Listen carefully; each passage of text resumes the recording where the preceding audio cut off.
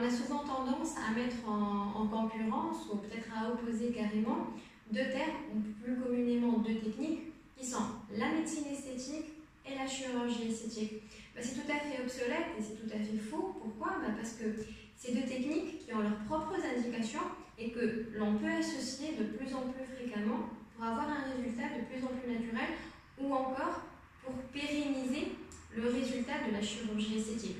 Quand on parle de médecine esthétique, ce que l'on insinue le plus souvent, c'est le botox, le comblement de l'acide par l'acide hyaluronique ou encore le plexair, la technique de mésothérapie.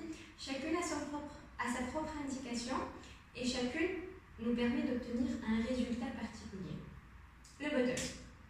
Le botox ne nous permet pas de combler, ne permet pas de remplir un vide, mais c'est un produit qui est extrait d'une toxine qui nous permet d'affaiblir le muscle. Quand on a de botox, on a moins de rides d'expression, qui sont les rides du lion, qui sont les rides au niveau du front, qui sont les rides de la patte doigt. C'est des rides qui apparaissent chez les personnes qui ont tendance à gesticuler ou à faire beaucoup de mimiques quand elles parlent.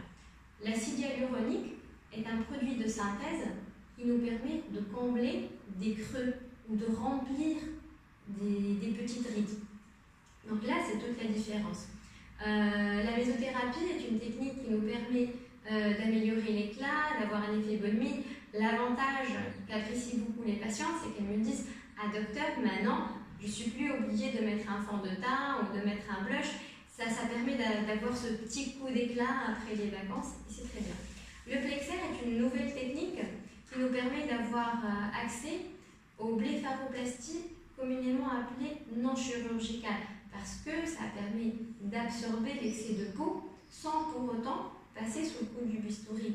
Et ça, c'est